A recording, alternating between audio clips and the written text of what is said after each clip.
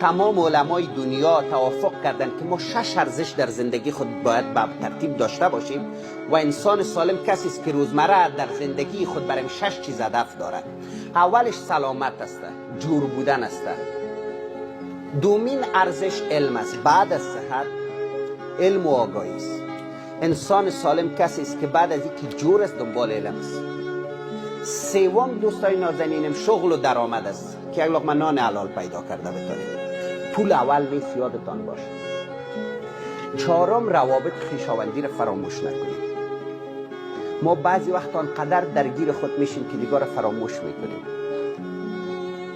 روابط بی‌کیفیت شده، مخصوصا در شهرها. بنان پنجم تفریح و سرگرمی. ششمین ارزش کارهای معنوی است.